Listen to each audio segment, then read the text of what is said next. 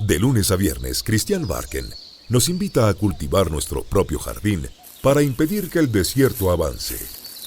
Una hora de autocultivo intensivo, con conversaciones, historias, viajes, pensamientos. Un viaje a la palabra lleno de asombro para desenterrar los tesoros que nos esperan en nuestro propio jardín a la hora del regreso a casa. En Pauta 100.5 FM, aquí comienza Desde el Jardín. Lo esencial de toda exploración será volver al propio jardín y ver las cosas por primera vez, decía T.S. Eliot. Y aquí voy, caminando de regreso a mi jardín, haciendo este ejercicio que hago de lunes a viernes, que es pisar las hojas que hay a la salida de mi jardín, regresando con ustedes, cada uno a su propio jardín y yo a mi jardín. Y veo que hay unos gatos. Hay más gatos que lo habitual aquí, ¿eh? Qué raro, normalmente en este lugar no hay gatos, pero los gatos son bienvenidos aquí en mi jardín.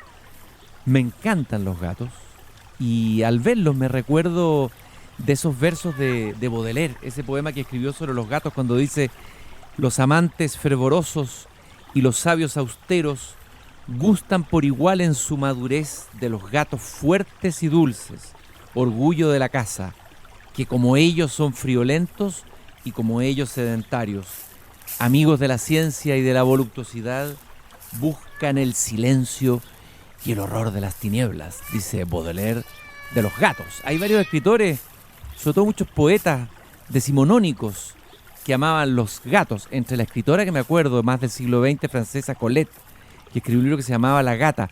Y está Apollinaire también, que decía: yo deseo en mi casa a una mujer con su razón, un gato paseándose entre los libros. Lamentablemente a mi mujer no le gustan los gatos y por lo tanto no puedo tenerlos en mi casa, pero sí los recibo aquí en el jardín, los atiendo. Venga para acá, Cuchito, a ver. Cuchito, venga para acá. Venga para acá. Este gato está un poco tiñoso, se ve que estuvo batallando por ahí en los techos. Por eso que no estaba el zorzal esperándome. Seguramente arrancó rápidamente de estos gatos intrusos.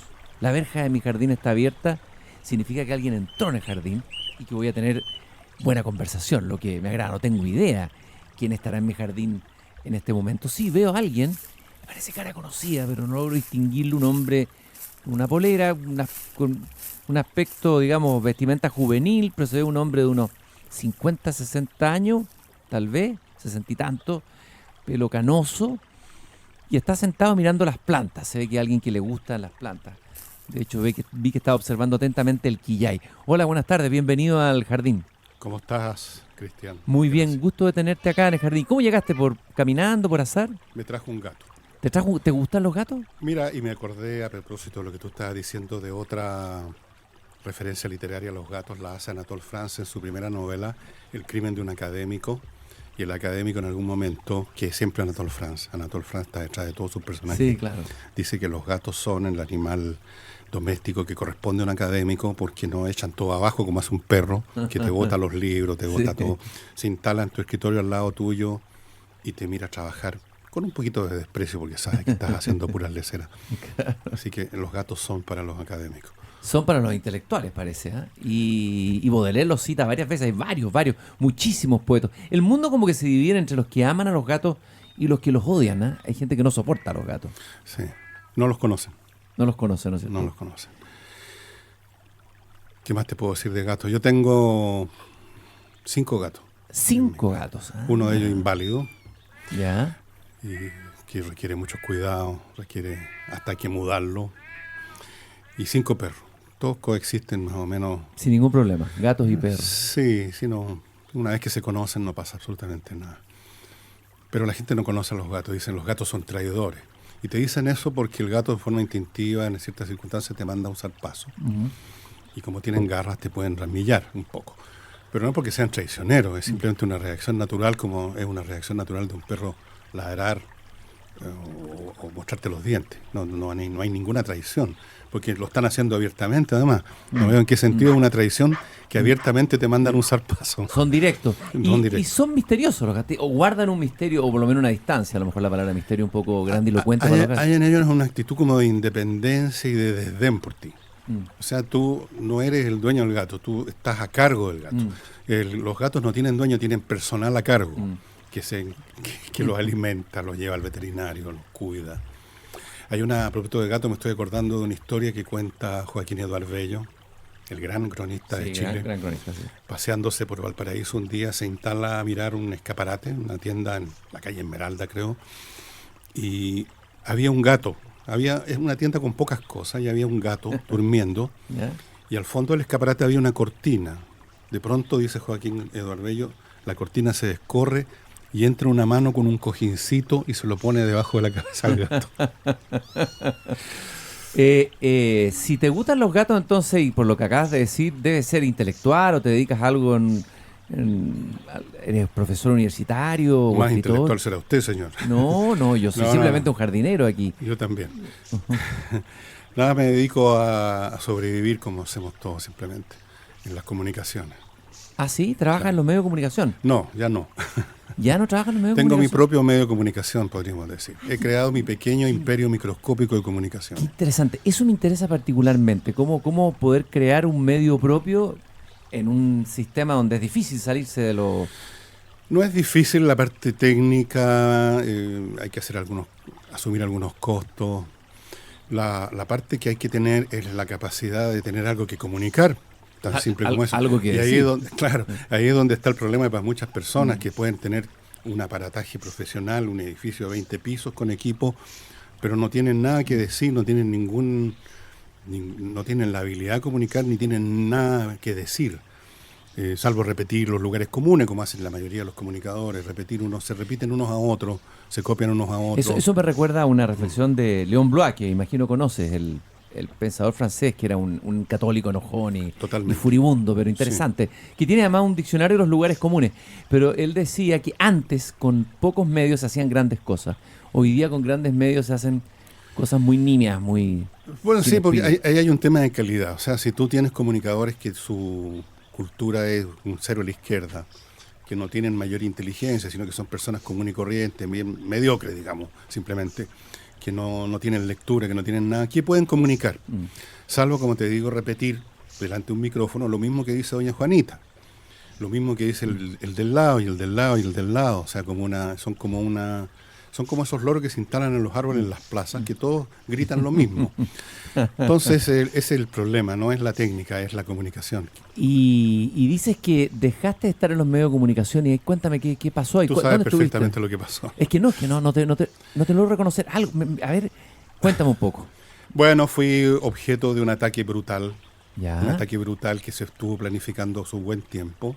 O sea, fue muy, muy premeditado. Y finalmente lo descargaron contra mí para liquidarme como comunicador, para liquidarme en todos los sentidos. Y me convirtieron en un leproso.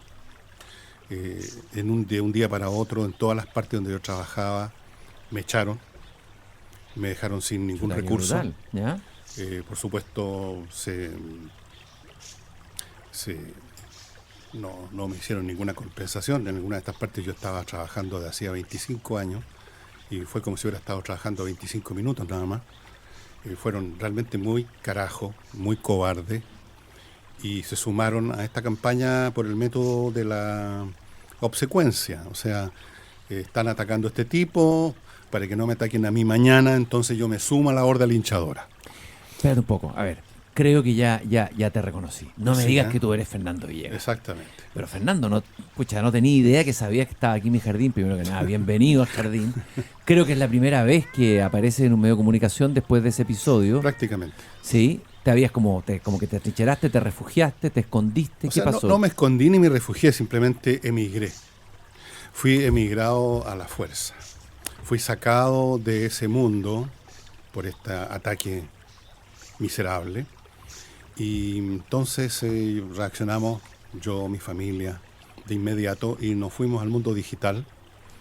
Y estoy, como tú sabes, tengo un portal propio donde tengo todos los días, incluyendo los sábados, hago un video en la mañana comentando, analizando más que comentando el acontecer chileno y internacional. En ese portal también hay textos míos, hay textos de colaboradores, de gente que me sigue o que se interese y que me manda sus colaboraciones. El Villegas.cl se llama. Exactamente. Sí, lo he visto varias veces. Hay audios también. Sí. Hay un montón de cosas. Lo creamos rápidamente y estoy funcionando ahí. Yo me siento como que migré de planeta. El planeta de los medios de comunicación convencionales, del público que está adherido a esos medios convencionales y sobre todo la gente que tripula esos medios convencionales, todo ese mundillo que tú conoces muy bien también, para mí es un planeta que abandoné. Me hicieron abandonarlo, llegué a otro planeta y no tengo la más mínima intención de volver al anterior. Me imagino que y la única razón por la cual estoy acá, Cristian, es por ti, porque tengo respeto por ti y por tu trabajo. Fuera de eso, yo voy a volver a mi planeta una vez que salga de aquí, de esta radio, y aunque me llamaran de guata en el suelo de CNN Internacional. Menos que ninguna de CNN, desde luego. Ya. Creo que dejaron hace rato de ser un medio de comunicación. Y no me qué, interesa. ¿Por qué dejaron de ser un medio de comunicación? Yo creo que simplemente es un medio panfletario ya absolutamente partidista, totalmente. O sea, llega a ser ridículo. Cuando uno abre el portal de la CNN Internacional, lo único que uno encuentra ahí prácticamente es ataques contra Trump. No es que yo sea partidario de Trump, pero me gusta examinar las cosas conforme a su mérito. Estos tipos no examinan las cosas conforme a su mérito. Están trabajando por los demócratas, están trabajando por una determinada postura política, valórica o como quieras llamarla, y entonces no tienen valor como medio de comunicación para mí. Fernando, lo que ocurrió fue en julio, todo se desató por un reportaje que apareció en el periódico The Clinic, donde aparecen testimonios de distintas personas, algunas no dan su nombre, la mayoría no da su nombre, y tú hablas de alguna manera de un complot que tú ves como un complot político o un complot de gente que te tenía un recelo y una envidia. Mira, varias cosas de esas están juntas, porque lo contrario no se explica una investigación que duró meses buscando gente que pudiera decir algo contra mí, que todo lo que podían decir es que yo alguna vez les dije, no sé, por alguna cosa, algún piropo, o quizás subido de tono. Mira, el tipo de cosas que cualquier hombre de mi generación ha hecho toda la vida sin ninguna sensación de que está haciendo algo prohibido, que está haciendo algo terrible. No había nada, o sea, no había ningún acto ni conducta que tuviera que ver con lo que llaman acoso. Era simplemente eso. Y ahora, llegaron al extremo que una de las personas, una periodista de muy poca inteligencia, evidentemente, su denuncia consistió en contar las fantasías que se pasaba a ella, de si acaso si coincidía conmigo en el ascensor, que quizás que podía pasar. Entonces yo me tuve que hacer cargo de las fantasías eróticas de esa señora. Entonces... ¿De la doctora Cordero te estás refiriendo? No me estoy refiriendo a ella. Ella tenía otro temita que lo repitió año tras año incansablemente. Cada vez que le invitaban a un lugar contaba la misma historia, cada vez le ponía más color, cada vez la distorsionaba más. Bueno, lograron montar un caso ¿de qué? De nada. O sea, si mucha gente me dijo, bueno, ¿dónde está el bife en este artículo que escribió la señora Mato? Una persona con una tremenda malicia, porque una persona que tú te topas con ella y te sonríe, te saluda, y sin embargo ya estaba hacía meses trabajando en eso. Entonces uno tiene que pensar que no es meramente un tema de envidia, resentimiento, rencor político, sino que también hubo algo más. Hay algunas personas que me han contado cómo se originó esto y quién organizó esta cosa, pero yo no tengo constancia, no tengo huellas digitales de eso, no tengo fotos de eso, no lo puedo decir porque entonces son capaces de perseguirme por eso, por injurias y calumnias. Si yo digo tal persona en tal empresa inició esta cosa, pagó a tales personas e hizo todo esto, ¿cómo lo pruebo? Entonces, simplemente, pues que, como dicen los españoles, algo que no puedo repetir aquí, pues que les den. Dime una cosa, pero de alguna manera, porque son varios testimonios, no es 1, 2, 3, 4, hay varias personas. Tú puedes juntar miles de testimonios sí, yo sé, a lo largo de una vida de una persona. Sí. Pero ¿no te hizo pensar que a lo mejor esa manera más antigua que te dice tu generación, de tratar a las mujeres o de tirar una talla a lo mejor, o decir un piropo a lo mejor de una manera un poquito más pasado, con el tejo pasado, pudo herir a alguien, pudo sentirse alguien a lo mejor? No, yo no creo en eso, porque la gente que uno le hace esas bromas, cosas, se está riendo contigo, están en tus propios juegos. Después, a posteriori, post factum, cuando se inició todo esto del movimiento feminista, reinterpretan eso Y además tienen el deseo de sumarse, por supuesto, a tener sus 2 minutos de gloria y de fama. Y entonces lo que ellos en un momento dado escucharon muertos de la risa como cómplices tuyos de tu chiste o de tu piropo, de lo que tú quieras, las mismas personas que hace 10 años no le dieron ni una importancia al asunto, de pronto descubrieron que habían sido heridos, que estaban siendo acosados, que estaban siendo vejados. Eso es completamente artificioso. Yo no me puedo hacer cargo, Cristian, de los cambios culturales o que se produzcan, o de las nuevas modas valóricas que se produzcan, y estarme sintiendo culpable por algo que hice hace 10 años o hace 10 minutos, y respecto a lo cual, entendís tú, yo simplemente me he comportado como cualquier fulano como yo, nacido en 1949, pues, Cristian. Sí, claro. Sí, yo no nací ayer. Entonces, comparado además con conductas o con palabras de gente realmente joven, de la cual uno tiene información de cómo se conducen con su semejante del otro sexo, o sea, fue todo muy ridículo. Pero mira, me vas a perdonar, Cristian, pero un tema para mí molesto, desagradable. Y debe ser doloroso, ¿no? No fue doloroso, fue molesto. No lograron reventarme, como tú podrás.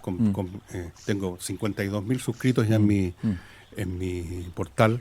Tengo miles de visitas todos los días. La última visita más que tenía a propósito de un comentario que hice sobre la humorista esta que le fue tan mal. Creo que vamos a las 200.000 visitas. 300.000, 300.000 visitas. Pero mira, eso ya no me interesa en absoluto. Para mí toda esa gente, todo ese mundillo es bastante despreciable. Lo encuentro miserable. Gente que nunca tuve, y quizás esa es una parte del resentimiento que me tenían. Yo siempre fui muy vocal en decir de frentón la poca estimación en que tengo ese mundo. Porque los conozco. Con algunos de ellos he trabajado por años. Los conozco, sé hasta dónde dan, sé que pesan. Hay como un desprecio, en tus palabras, hacia ese mundo, a gran parte de ese mundo. Un desprecio intelectual, ¿qué es lo que es? Un desprecio intelectual. Yo creo que son bastante chantas nomás, pues eso es todo, digamos, no saben más allá de la tabla del do, digamos, para decirlo hasta ahí. Dejémoslo ahí. ¿Qué es lo que es para ti más importante en una persona? ¿La inteligencia? Sí, yo creo que es lo más importante. ¿Y la sensibilidad o las emociones? No, las emociones para mí no significan mucho porque en primer lugar, son transitorias. Ya aquí yo lo he visto en carne propia, o sea, primero se ríen contigo de un piropo y después se tiran de guata al suelo a lloriquear, de que las vejaron, de que las acosaron. No, las emociones están muy overrated últimamente. Es la inteligencia la que te permite entenderte con una persona, es la inteligencia la que permite que esa otra persona no vaya a caer en actitudes estúpidas, que se vaya a portar razonablemente. Hay algunos que hablan, sin embargo, de inteligencia emocional. No sé si has escuchado ese término. Sí, lo he escuchado. Que se ha acuñado. Se puso de moda. Y en neurociencia también dice que las emociones, al revés de lo que tú estás diciendo, parecía que estuvieran en la base incluso de la razón. O sea, bueno, la base es una cosa y la razón es otra. O sea, también yo te podría decir que la base de la razón son los pies o las hormonas, porque si no existiría el cerebro que piensa. Pero una cosa es ser base y otra cosa es ser el fenómeno, la cosa misma en sí. No, esa historia de la inteligencia emocional siempre me pareció muy sospechosa. Me suena como una especie de premio consuelo para los que no tienen la verdadera inteligencia, decirle, bueno, a usted no le fue muy bien en la prueba de coeficiente intelectual, pero por Dios que tiene harta inteligencia emocional, que bien se entiende con la gente. Pero la inteligencia, Fernando, si bien yo concuerdo contigo que es tremendamente importante, la inteligencia, la cultura, etcétera, sin embargo, grandes de las catástrofes del siglo XX son provocadas desde la inteligencia, desde personas inteligentes o intelectuales que generan movimientos, revolución y que pueden llevar el mundo a la destrucción total. O sea, la inteligencia o los inteligentes también tienen sus límites. Sí, pero es que no son tan inteligentes esos inteligentes que dices tú.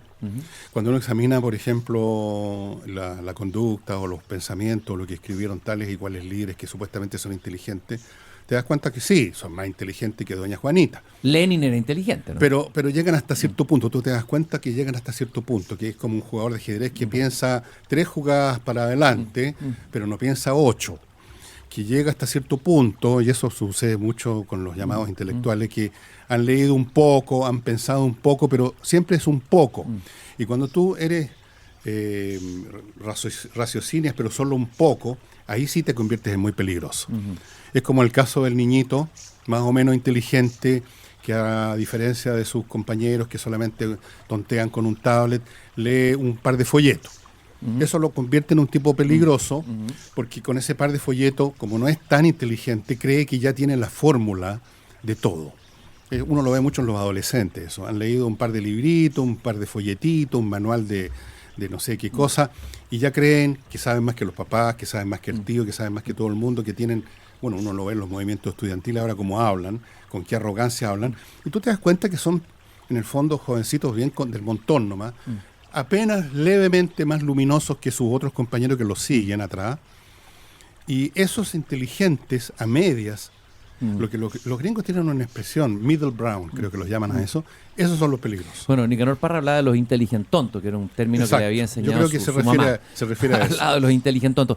Dijiste que yo nací en el año 1949, que esa es tu generación. Me gustaría que me contaras un poco de tu historia. ¿Es cierto que un referente muy importante en tu vida, por una carta que leí que publicó una de tus hijos en las redes sociales sobre ti, cuando salió en tu defensa, cuando ocurrió, que tu mamá era una mujer fuerte, una mujer comunista? Era comunista, sí. Háblame un poco de esa figura, de esa referencia tuya. Lo que sucede es que en mi familia, yo prácticamente no conocía a mis padres, se separaron cuando yo tenía 1 año o 2, así que mi padre no existía como referente, nos educó mi madre, a mí y a mi hermano, y era una mujer que tenía que ser fuerte, trabajaba, era empleada del Banco del Estado, tenía que educar a sus hijos, ponerlos en el colegio, hacerse cargo de 2 energúmenos. ¿Energúmenos? No sé si eran energúmenos, pero 2 hombres finalmente. Y ella se puso en el papel de padre y de madre al mismo tiempo. Incluso nos enseñó a pelear.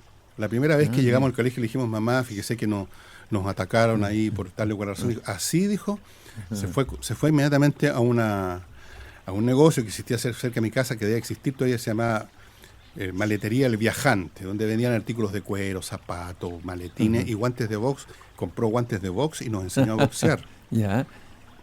Así era mi madre. ¿Y era simpatizante o militante comunista? Mira, creo que militante por un tiempo, pero mi madre entraba y salía de eso. Yo no sé si llamarla comunista propiamente tal, pero tenía cercanía con eso. Con el mundo de la izquierda. Claro. Tú estudiaste sociología y tú hiciste una tesis que parece que fue bastante brillante, pero que sin embargo entiendo que no pudo ser evaluada dentro de la universidad. No. Sí, ¿Cómo fue esa historia? Pasó lo siguiente, que es una cosa que algunos que me quieren tratar de joder y fastidiar, este gallo ni siquiera se fue capaz de recibirse. Bueno, la historia es la siguiente. Yo hice exactamente una memoria que fue... ¿Sobre qué era la memoria? Era una teoría de sistemas sociales bastante complicada. Y la profesora que estaba a cargo de revisar esa memoria, o sea, la comisión, no sé cómo se llama, cómo revisan las memorias, no tengo idea. Había sido compañera de curso mía. Era una señora mucho mayor que todos los demás, esposa de un general, no sé si de Carabineros o de la Fuerza Aérea. O sea, era, digamos, en esa época, hablando de los años 70, lo que nosotros diríamos súper reaccionario. Entonces rechazó mi memoria por ser neomarxista. Ya. Entonces yo me quedé marcando ocupado y dije, yo a lo mejor, fuera de ser neomarxista, esta memoria está mal hecha simplemente. Así que se la pasé a un amigo mío que vivía en Canadá, estaba haciendo un doctorado ya o alguna cosa, y esta persona se la pasó a un conocidísimo profesor de sociología de una universidad canadiense que la encontró fantástica. Incluso me mandó una carta que la tengo, en que me dice que nunca había visto una memoria o una teoría escrita por un tipo de 17 años de ese nivel. Pero da lo mismo, ya las cosas estaban consumadas en Chile, no era en Canadá que me iban a dar el título, sino que acá. Después de eso a mí no me interesó más el asunto. Estaba partiendo el régimen militar, dije, bueno, si la profesora me considera neomarxista, ¿yo qué puedo hacer? Así que me dediqué simplemente a buscar pega, a hacer otras cosas, y me olvidé de la sociología en tanto que carrera. No en cuanto a disciplina que te interesara para estudiar. No, por supuesto que no, pues uno sigue leyendo, estudiando cosas. Todavía estoy leyendo a Max Weber, últimamente lo estoy repasando, uno de los grandes sociólogos alemanes. Sí. Pero como carrera, como profesión, como cosa académica, que nunca me interesó mucho el mundo académico, dicho sea de paso, nunca me interesó cuando estaba en la escuela postular a ser ayudante de un curso, aunque podía haberlo sido. No me interesó nunca. Encontraba ese medio chanta, medio arrogantón, medio denso. No me gustaba. La verdad es que no me gustaba el ambiente universitario entero. Entonces me olvidé de la memoria, me olvidé de la carrera y nada, pues lo dejé ahí nomás. ¿Y tú fuiste a izquierda en ese momento en la universidad? Sí, por un tiempo fui a izquierda, pero como no me quedó pegado, porque creo que tener una postura no consiste en ser como partidario de un equipo de fútbol, que uno está toda la vida, porque da lo mismo, ¿no es cierto? Entonces, como yo seguí pensando, estudiando, leyendo y mirando el mundo a mi alrededor, fui sacando conclusiones. Y llegué a la conclusión que todas esas teorías, que todas esas posturas no funcionaban y que como es cuestión de mirar la historia alrededor de nosotros, todas esas teorías, ya sea en su forma más dura, digamos, o en formas diluidas como ahora, todas por igual conducen al mismo océano que es la ruina. Yo todavía no conozco un ejemplo de un país inspirado en doctrinas marxistas, socialistas, progresistas, que no llegue a la ruina. Nómbrame tú uno. No, imposible No hay encontrar, ninguno, no hay salvo ninguno. socialdemocracia. No, pero es que eso no tiene nada que ver. Claro. Dicen, oye, pero ¿cómo Noruega, Dinamarca? ¿Qué tiene que Claro, ver? claro. Esos son simplemente países capitalistas donde son lo suficientemente ricos para que el Estado pueda gastar más en servicios sociales. Eso no tiene que ver Sí. con la dirección de la economía ni con la estructura valórica, institucional, política y económica. Tiene que ver con que hay más dinero. Punto. Entonces, ese no es un aval. Todos los demás países, y lo estamos viendo acá en América Latina, van a la ruina con esos esquemas. Y nosotros íbamos a la ruina con ese esquema. De alguna manera, yo me acuerdo que te recordaba en Tolerancia Cero cuando venían algunos representantes del mundo más progresista, entre comillas, a veces yo te veía resoplar, en algunos momentos como que estabas ya molesto, como que ya realmente querías levantarte tener e irte paciencia. del lugar. Ya. Sí. ¿Cuál es tu rabia o tu molestia más grande con ese mundo progresista que pareciera ser casi era como el blanco más importante de tus críticas y de tu... Mira, uno no sabe si es rabia, si es molestia o si es asombro ante la porfía intelectual de esta gente que no es capaz de sacar conclusiones mirando el mundo a su alrededor, sino que siguen enterrando la cabeza en un folletón. Folletón. En un folletón que leyeron a los 13 años y que lo sigue sosteniendo intelectualmente ya cuando tienen 60 o 70. Y uno se da cuenta que estas personas no son muy inteligentes, que sencillamente las adoctrinaron y se metieron en un mundo, viven en una comunidad, en una subcultura política, sus amigos son de izquierda, sus parientes son de izquierda, el tío abuelo es de izquierda, el viejo que del sindicato que lo metió era, por supuesto, de izquierda, se casaron con gente de izquierda, se mueven en esos circuitos y no se van a mover de ellos jamás. No se van a mover de ellos jamás, no van a hacer ningún esfuerzo por estudiar el asunto. Yo alguna vez le pregunté a un marxista que se proclamaba marxista de frentón, le dije, ¿tú has estudiado a von Babeck? Y me preguntó, ¿y quién es ese coso? Me preguntó cómo. Le dije, von Babeck es un matemático alemán que en la época del propio Marx, cuando todavía Marx no había muerto, hizo una demostración matemática que la teoría de la plusvalía, que es el centro de gravedad de todo el sistema marxista, no funciona. Que es un concepto que no tiene coherencia lógica ni matemática y que por lo tanto todo ese edificio se desploma por falta de fundamento.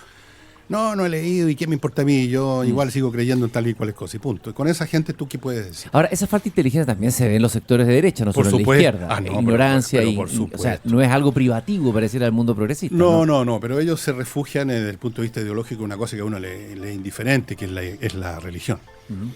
Hace 500 años eso habría sido importante para ti porque la religión tenía una manifestación, una expresión y un comportamiento en el mundo secular. O sea, intervenía en tu vida personal. Pero ahora se convirtió en un asunto conventículos, digámoslo así. O sea, tú vas o no vas a misa, tú eres o no eres creyente. La iglesia ya no tiene poder para intervenir en tu vida. Entonces, como esa es la ideología, diría yo, si es que tienen alguna de la derecha, es la cristiandad, la catolicidad. ¿Qué me importa a mí? Que no sean muy brillantes, que sean tan cobardones, como creo que son en Chile, increíblemente cobardones. ¿Qué me importa a mí? No me afecta. Y cuando llegan al poder, mantienen las cosas funcionando, no muy bien, pero funcionando, porque la economía de libre empresa funciona, más o menos, pero funciona.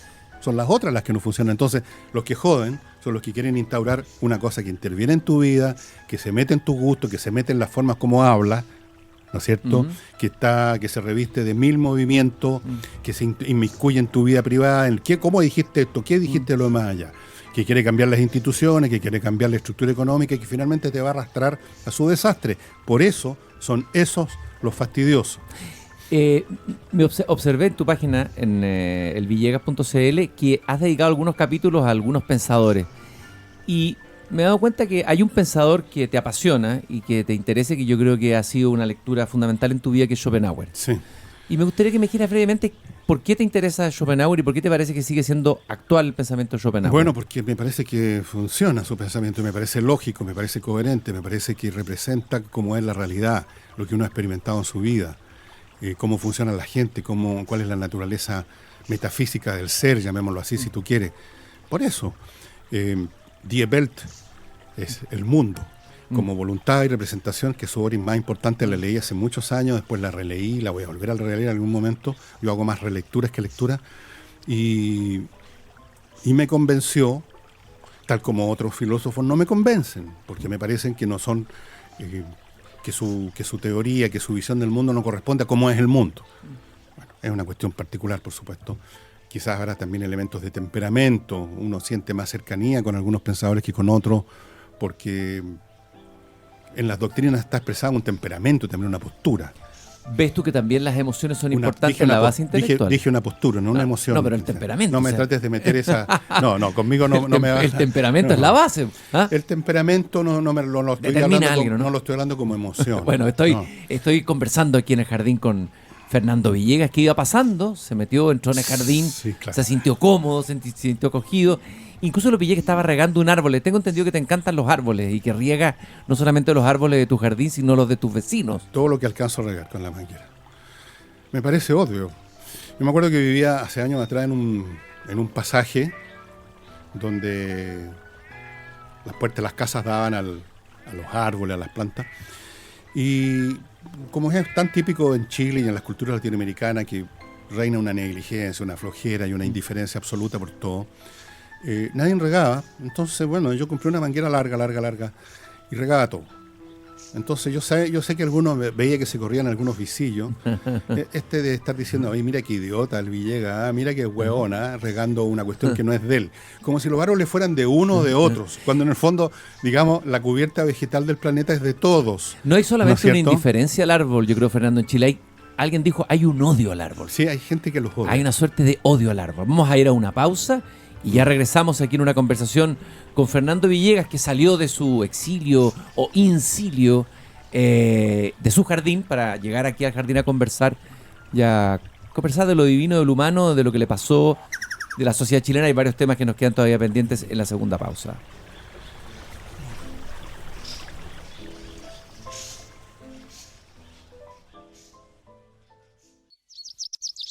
Seguimos conversando desde el jardín con Cristian Barken en Pauta 100.5. Estoy aquí en el jardín y adivinen con quién. Sentado con Fernando Villegas, que está regando algunas de mis plantas porque he encontrado que no ha sido suficiente el riego de ellas. Una de tus pasiones es regar árboles. He visto que también el tema ecológico, el tema del calentamiento global, por ejemplo, es un tema que te ha preocupado y que aparece en varias de tus columnas, pero tú fuiste uno de los primeros que la pusiste en los medios de comunicación, incluso en Tolerancia Cero, muchas veces Sí, ponías ser. ese tema. No me acuerdo. Puede ser. Para mí era muy difícil poner el tema en Tolerancia Cero, la verdad. ¿Sí? ¿Qué pasaba en Tolerancia Cero? Lo que ¿Te pasa sentías es que incómodo? No me sentía incómodo. Simplemente que era un programa más político que otra cosa y se imponía siempre la agenda política. Para mí, por ejemplo, un tema que te va a parecer una locura, que me parece absolutamente fundamental y se va a manifestar así muy pronto, es el tema UFO. Entonces, cuando uno dice UFO, al tiro salen todos con una sonrisita como diciendo, mira el idiota que creen los platillos voladores, los marcianitos verdes. Siempre usan las mismas frases. Entonces, me costó no sé cuánto tiempo hice lobby en el programa que una vez invitáramos a un oficial de la Fuerza Aérea que tienen una repartición pequeñita seguramente, que estudian el tema, recopilan información. Y fue muy bien recibido ese segmento de esa oportunidad, pero me costó. Creo que es el único tema en mi vida que logré en todos los años que estuve en Tolerancia Cero, que se hiciera por mi agenda propia, digamos. Normalmente era pura política. Ahora, como estoy haciendo mi programa solo, hago lo que se me da la real gana. Espérate un poco, y UFO, a ver, ¿qué es lo que te interesa ahí en ese tema? Mira, yo creo que es un fenómeno absolutamente real. Creo que ya la evidencia es abrumadora. O sea, francamente, hay gente, especialmente en el mundo académico, que son muy cobardones, tienen miedo de lo que van a decir sus colegas, y dicen, pero ¿dónde está la evidencia? Digo, ¿dónde no está la evidencia? Está repleto. Es cuestión de entrar, de investigar un poco, de molestarse en ver los videos, la fotografía, los testimonios de astrónomos, los testimonios de astronautas, los testimonios de pilotos de aviación. O sea, ¿qué más evidencia quiere? Hay más evidencia de esto que evidencia del planeta de Júpiter. O de una estrella que es un puntito nada más en una foto. ¿Evidencias de ovni, de objetos extraterrestres? ¿Estás refiriéndote a eso? Totalmente, porque no son artefactos humanos, claramente. O sea, claramente no lo son. No hay ningún artefacto humano que pueda hacer las maniobras que hacen estos artefactos. La otra vez, no hace mucho, salió en un canal de televisión norteamericano, en Fox, entrevistaron Tucker Carlson, que es un gallo bastante conocido, entrevistó a un piloto de aviones de combate, que son tipos súper expertos, tú comprenderás, y contó su experiencia, y que fue la experiencia de toda una fuerza de tareas que estaban ejercitándose cerca de San Diego, en el Pacífico, y cómo la flota, que es un portaaviones con sus barcos de escolta, estuvieron varios días viendo en el radar objetos que estaban detenidos como parados en el aire a unos cuantos kilómetros. Finalmente los enviaron a investigar a 2 aviones y hay imágenes de lo que filmaron con las cámaras de los aviones, y ahí tú te das cuenta que estamos hablando de artefactos que hacen maniobras, como por ejemplo cambios de dirección en ángulo recto. Eso es imposible desde el punto de vista aerodinámico. Tú no puedes tener un avión que hace eso. No puedes tener un aparato que cambia de velocidad de 0 a 10.000 kilómetros por hora. Eso es imposible. Y evidencias como esa hay miles, Cristian. Ahora, hay todo tipo hablando de esas, claro. Hay algunos pero que, por son, supuesto que están disparatados y que son... pero en claro. todo orden de cosas pasa lo Claro, mismo. Pues tú ves que en el caso de una ciencia tan establecida como la astronomía, nos faltan tipos que dicen que la Tierra es plana. Bueno, no son astrónomos, pero son gente que se mete en ese mundo y que plantean que la Tierra es plana y que estamos viviendo en un engaño. Por supuesto que hay locos y hay dementes en todas las actividades humanas, y nos faltan en estas actividades que no tienen respetabilidad en el mundo científico, o sea, académico. Porque la actitud natural o automática, un automatismo, uno lo ve incluso en la gente que trabaja en los medios de comunicación, cuando se toca el tema sacan al tiro una sonrisita como diciendo: yo soy el inteligente que no cree en estas tonterías y usted es el idiota que cree en ellas. Y yo digo siempre, este no es un tema de creencias, este es un tema de evidencias. ¿Y por qué crees tú que el tema no ha sido asumido? No, yo no creo, yo sé. No, pero ¿por qué crees tú que el tema no ha sido asumido, tomado? Porque es inmanejable. ¿Por cómo lo manejas? Mira, entre las cosas, a propósito de evidencias que han salido, porque las cosas al final se van sabiendo, los documentos van saliendo. Hay un documento que fue encargado por, no sé si el gobierno norteamericano, la Fuerza Aérea, una repartición del Estado a una universidad sobre el tema. Y le pidieron a un montón de cientistas sociales que investigaran qué pasaría si se revelara oficialmente que este fenómeno es real. Y ellos dijeron: no, sería un caos político, religioso. Y tú ves que basta en una sociedad un temblor o que se apague la luz y el orden social se rompe inmediatamente. ¿Qué pasaría si hay una revelación de este tipo? ¿Qué pasaría además si se revelara que hemos estado tapando esto? ¿Cuáles serían las consecuencias políticas, económicas? Como mínimo, dicen, es impredecible. Entonces mejor, dado que no necesitamos decirlo, no lo digamos y encubramos. Y ese documento está y tú lo puedes encontrar en Google. Si tú buscas, si sabes buscar, lo vas a encontrar. Y como eso hay miles de evidencias, miles, Cristian. Entonces esto no es un tema de creer. Creer es cuando tú no tienes evidencia, entonces decides que crees que existe algo que no existe. Tú haces un acto de fe. Cuando tú tienes evidencia, tú entras en otro plano y tú dices: ¿es buena la evidencia o es mala? Yo he visto evidencia y me parece que es buena. Por supuesto que hay evidencia falsa, hay cabritos que hacen unos videos ridículos con unas naves espaciales sacadas de alguna película de ciencia ficción, pero obviamente que tú descartas eso. A ti lo que te interesa no es lo que hizo el adolescente o lo que es falso, te interesa que sea la cuestión indesmentible. A propósito de creencias, ¿cuáles son tus creencias? ¿En qué crees? Ninguna cosa. Yo no ¿En nada? No, es que no funciona con esa dimensión de creer o no creer. ¿Ya? Para mí es: ¿hay evidencia o no hay evidencia?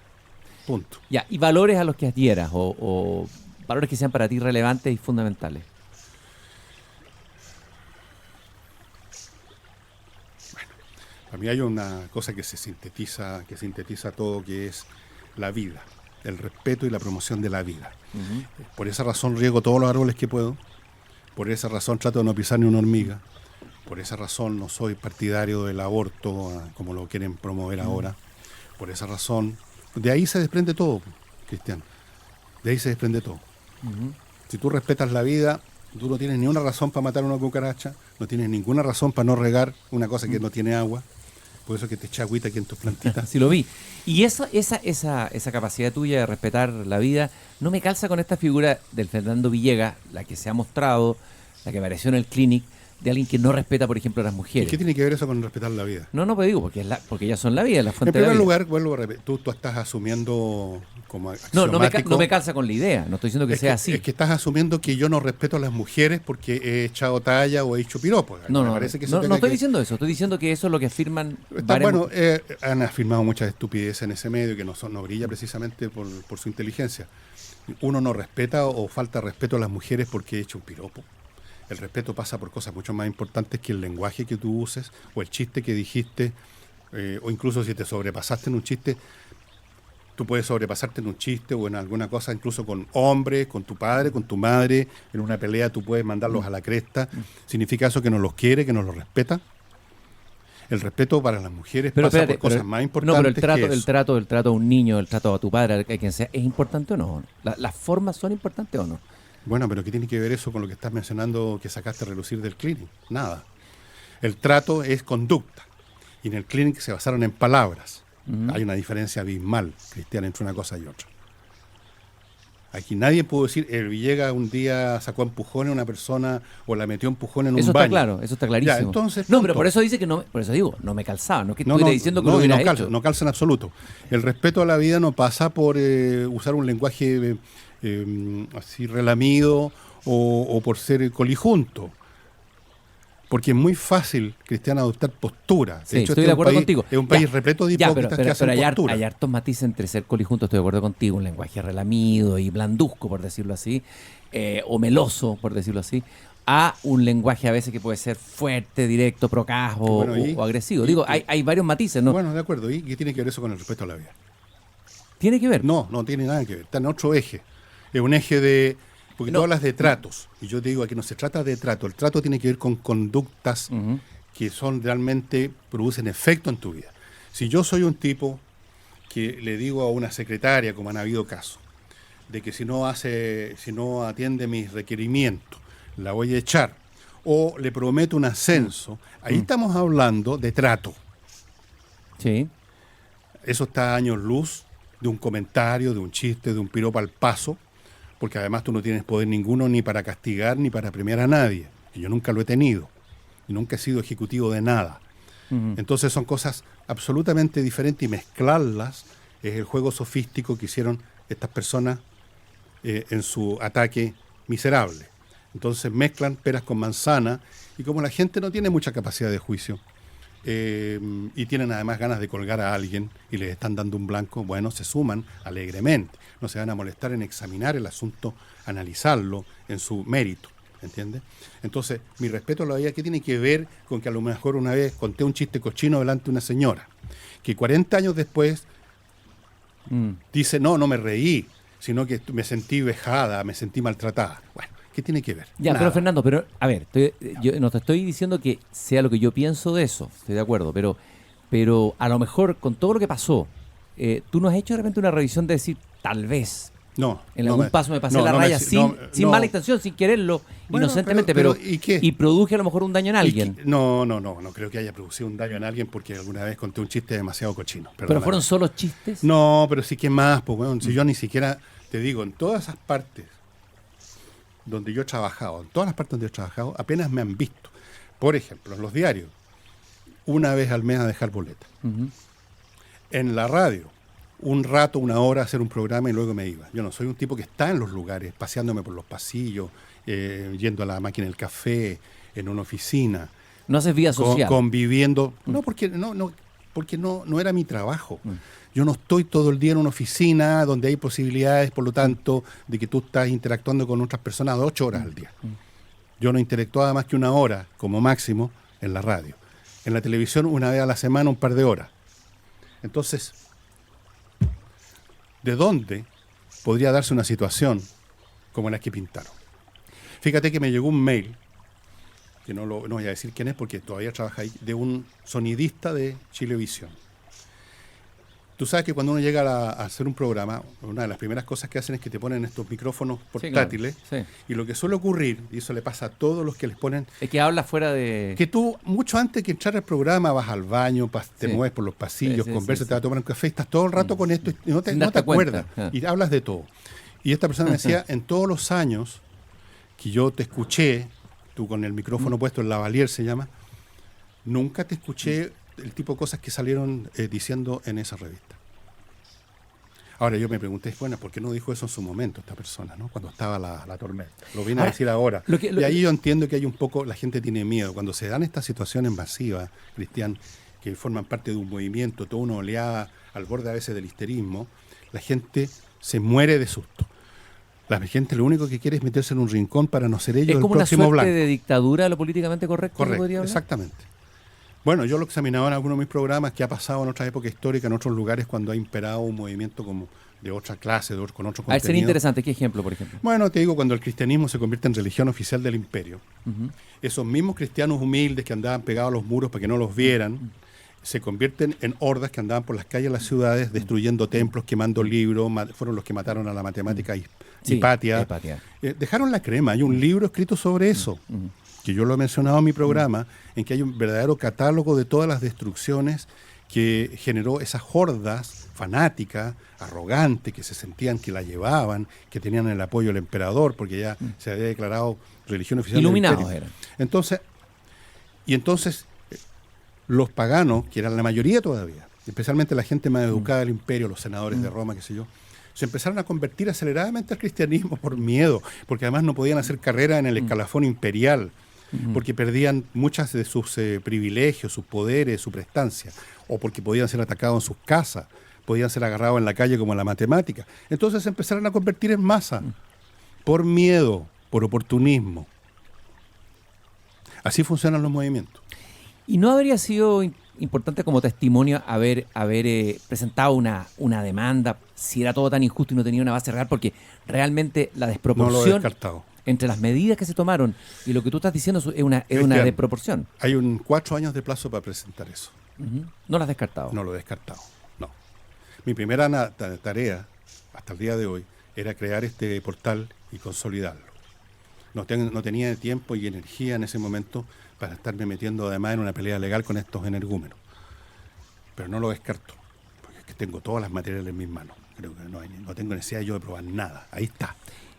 Tú dijiste que te habías trasladado a otro planeta. Eso me interesó mucho. Me trasladé a otro planeta a escribir. ¿Qué es lo que hay en este nuevo planeta, en donde llegaste, planeta digital, donde tienes un medio, ya no tienes la columna? Debe ser fuerte igual perder esas tribunas, ¿no? No, me dio lo mismo. La radio, pero era algo que te apasionaba, ¿no? El periodismo escrito. Déjame aclararte que no hay ninguna cosa que me apasione salvo mi familia. Ya. Mis tareas personales, que si escribo... ¿No te apasiona escribir? No me apasiona, me gusta, me entretengo, pero no me apasiona. No me caso, no me pongo camiseta. Así es que, por lo demás, al llegar a este mundo digital, yo he podido seguir, nadie me ha impedido escribir. Sigo escribiendo, publico de vez en cuando textos. Eres muy prolífico para escribir, eres... Tremendo. Soy prolífico. Fíjate que en los primeros 15 días... ¿Eres capaz de escribir un libro en 10 días, 15 días? En 15 días. Sí. Escribí un libro en 15 días, que fue esos 15 días peores en que tú no podías prender la radio, sino que salieran unas idiotas hablando de mí. Porque la cantidad de idiotas que hay en ese mundo comunicacional es impresionante. Mi padre tenía una frase, la voy a decir aquí si no te importa. Mi padre decía, si los huevones volaran, jamás veríamos la luz del sol. Bueno, ok. En 15 días escribí un libro, que es el libro que se va a publicar, creo que en mayo. En mayo, lo escribí en 15 días, pues lo he agregado, le he quitado cosas, lo he amononado, pero en su esencia lo escribí en 15 días. Y lo voy a publicar no con las editoriales con que siempre trabajé, que también me dejaron caer. También te dejaron caer las editoriales. Todo el mundo dijeron, oye, parece que no vamos a publicar nada tuyo. Todo el mundo se murió de susto. Sí, por eso es que perdí las pegas en las empresas. No es porque les importara si yo había contado un chiste o no. Tenían miedo que pasara como en esas películas de Frankenstein, en que en el último 5 minutos el pueblo va con antorcha a quemarle el castillo, ¿no es cierto? Finalmente se atreven los patanes, los labriegos ir a quemar el castillo a Frankenstein, tenían miedo de que llegaran las hordas a quemarle su empresa. Entonces se murieron de susto. Y también se murieron de susto las editoriales. Así que esto lo vamos a publicar por nuestra cuenta. ¿Y este libro de qué es lo que es? Y lo vamos a comunicar en su momento en el portal y vamos a decirle a la gente cómo se compra, dónde se compra, etcétera. Espérate, este libro lo empezaste a escribir en el momento mismo sí, pero no tiene que ver necesariamente con eso. De la tormenta, eso me interesa. No tiene que ver con eso. No voy a hacer un libro quejicoso. Testimonial. No, esa cuestión es... Las personas no me interesan mucho, incluyendo la mía. ¿Las personas no te me interesan mucho, salvo mi familia. Del resto, pues que les den. Me da lo mismo. Entonces, Pero espérate un poco, ¿es como un desprecio por el resto de la gente? No Como me considerar- interesan simplemente, no me interesan mucho. Es un desprecio del género humano. Sí, yo creo que cuando en este planeta surgió la raza humana fue como una plaga que le llegó al planeta, un virus. Bueno, mira, el libro es una serie de unos 25 o 30 ensayos en miniatura sobre una serie de temas, pero no están presentados así, sino que están presentados como entrevistas a personajes muertos, casi todos ellos, que están en situaciones completamente absurdas, que pueden estar en mundos paralelos. Por ejemplo, en uno de los capítulos en que hablo de, qué sé yo, de la crueldad, entrevisto a el último zar de Rusia, que está en un mundo paralelo donde no lo mataron a balazo en un qué sótano, interesante. sino ¿Pero es como una obra de ficción? sino, o- tiene ese elemento. Entonces, en ese mundo paralelo, Nicolás y su linda familia lo metieron en un tren sellado a París, y en París se gana la vida, señora, trabajando en una perfumería, él le enseña ruso, y yo lo entrevisto a través de un agujero de gusano, alguna cosa así, y todo eso es un pretexto para hablar de algo que conoció muy bien, que es la crueldad, y hace sus análisis sobre la crueldad Nicolás II. Bueno, En ese asesinato... en otro hablo con Jesús, espérate un un poquito, Jesús alternativo. Deja de tenerme un poquito en eso anterior. Ese asesinato de la familia del zar fue uno de los actos más brutales y más cobardes de la historia humana, Sí, totalmente. que marcaron y signaron lo que iba a ser la Revolución Rusa después, llevarlos a un Exactamente, sótano, una carnicería. y a las niñas, etcétera. ¿Y qué te dijo el zar? O sea, ¿qué es lo que... en Bueno, términos vas ficcionales? a tener que leer el Voy a tener libro. que para leer el enterarte. libro, ya, ok. No, el zar me explica cuál es el origen de la crueldad. Porque el zar, dentro de todo, se supone, hay muchos mitos con el zar, que era un idiota. No era tan idiota, era un hombre común y corriente nomás. Era un hombre ordinario en una situación extraordinaria, como se dice. No fue nunca cruel, no era un tipo que organizara matanzas. Si tú es un hecho histórico... No si fue tú un demente como Stalin, por ejemplo. no fue un psicópata. demente, no fue un Sí. psicópata Claro. como Lenin también. Sí, Sí, Lenin fue el que también. inventó la checa Sí, y todas claro, esas cosas. sí. No era un tipo que estuviera dispuesto a matar a millones de personas por una causa. Y ahí, el origen de la crueldad, y ahí salen estos intelectuales que tú conversábamos antes, La inteligencia. la inteligencia que hasta ahí Los nomás, demonios de los que hablaba Dostoyevsky. los demonios. En el siglo XIX, ¿no? Y que tú tienes una razón, cuando tú eres un fanático y tienes una razón que te parece absoluta, precisamente porque esa razón es absoluta, todo lo demás se relativiza y se ningunea. Yo me acuerdo una cosa que leí hace muchos años de un sacerdote de la época en que en España habían estos juicios y quemaban a los herejes en algunas ocasiones, y alguien le dice a este cura, pero ¿cómo pueden caer en un acto de crueldad tan terrible de quemar viva a una persona?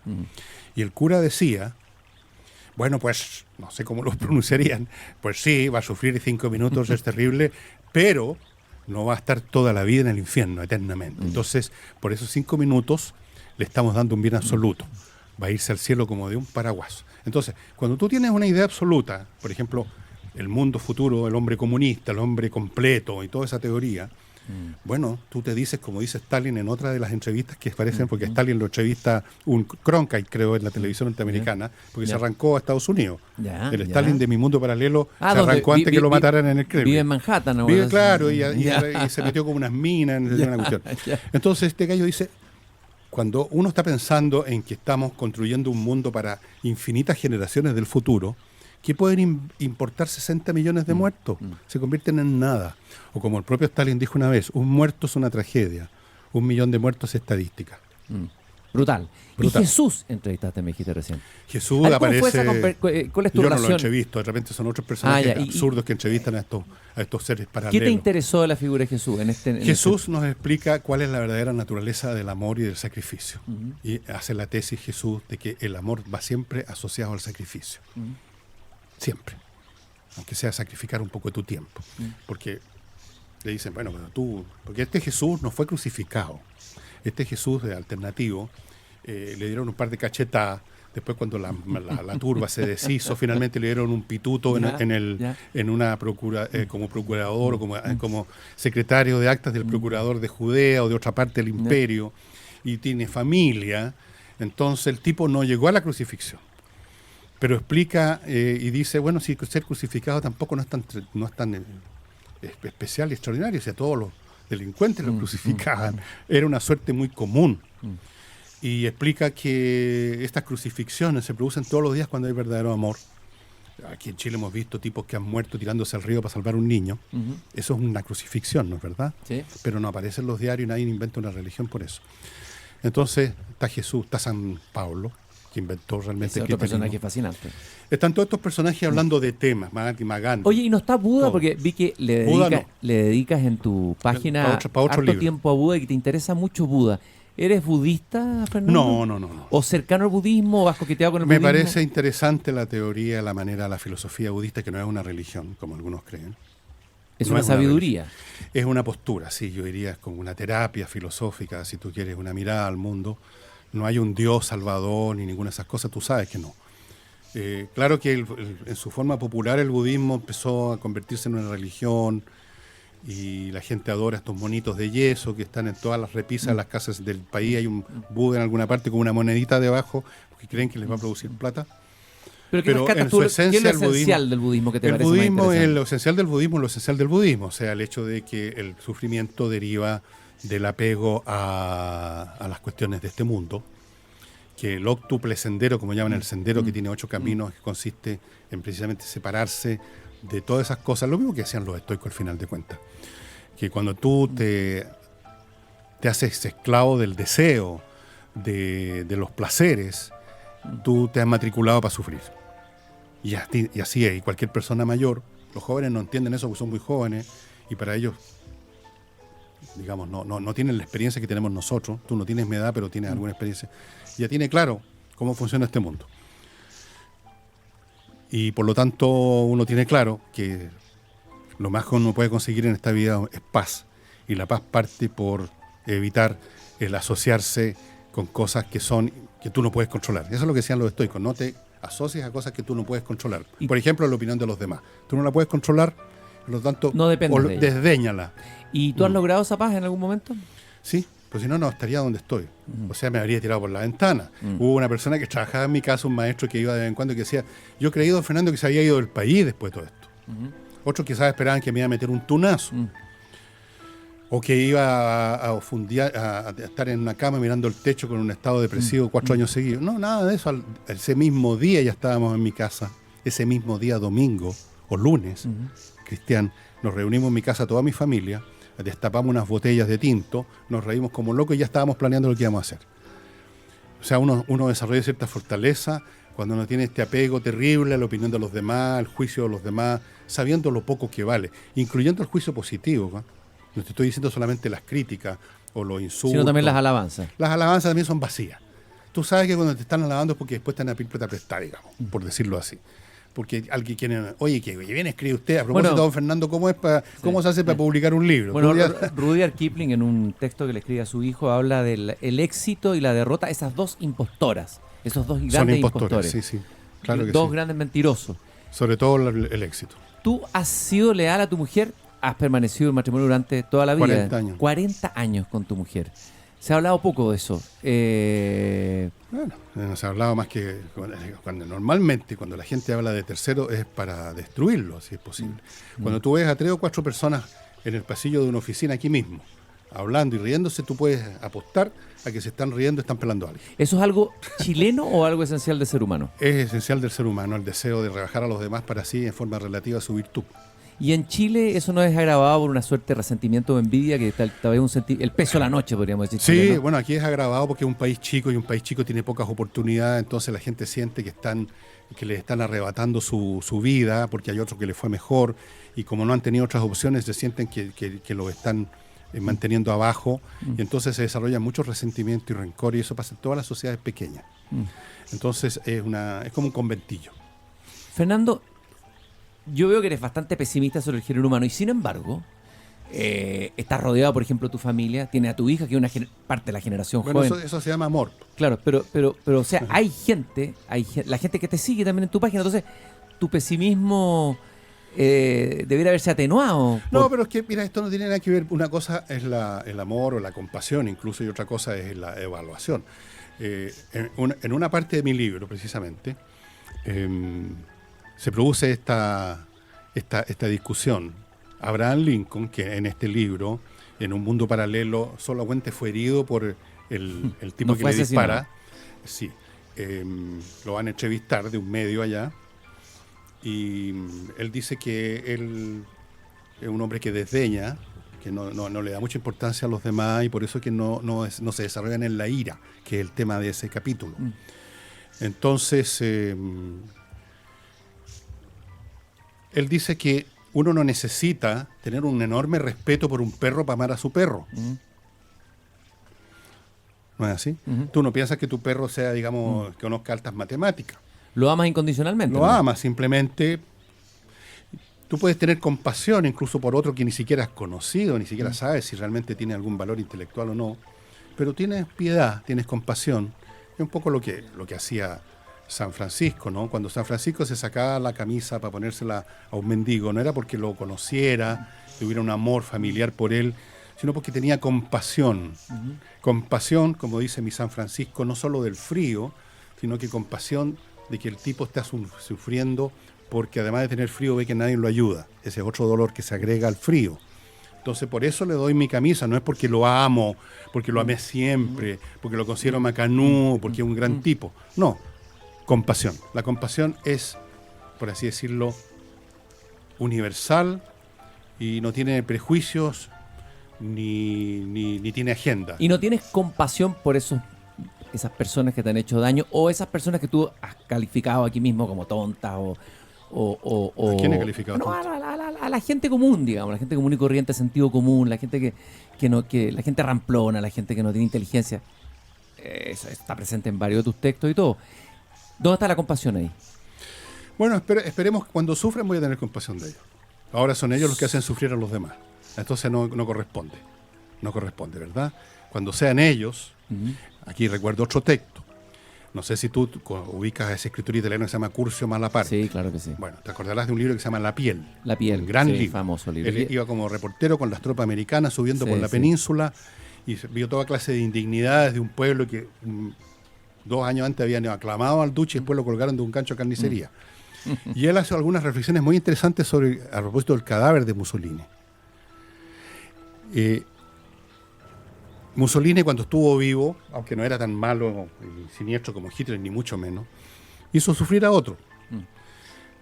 Pero cuando tú lo ves a él sufriendo, lo ves convertido en una víctima, en un cadáver, en alguien que lo ametrallan así cruelmente, unos de estos partisanos que salían en el último momento a pavonearse con un rifle, pero que habían estado escondidos todo el tiempo, te brota compasión.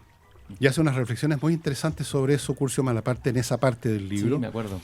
Entonces, claro, y voy a esperar a que estas personas que me trataron de matar, de reventar, estén ellos en la posición de ser el blanco y no el ejecutor o el verdugo. Y en ese momento voy a ver, y te lo cuento, si tengo compasión por ellos. Bueno, Fernando, yo te agradezco muchísimo que hayas pasado aquí por este jardín, que me hayas regado las plantas. Alcancé a regar una nomás. Y te voy a pedir consejos para ayudar a cuidar a este gato cojo que tengo acá. Esos gatos que están ahí. Esos gatos que están un poquito a mal traer aquí en el jardín. Hay que aprender mucho de los gatos. Los gatos saben estar sin problemas. Todo el tiempo el mundo simplemente en estado de reposo. Nosotros no podemos vivir en estado de reposo. Tenemos que estar viendo a dónde diablo vamos, qué cresta hacemos ahora. Y eso es el origen, el aburrimiento, el tedio. El tedio, y Blas Pascal, no sé si recordarás, Blas Pascal decía, todos los problemas que sufren los seres humanos radican en que no se puede quedar tranquilo en su casa. Tienen que salir a buscarse problemas. Gracias, Fernando, por haber estado aquí en el jardín. Muchas gracias a ti.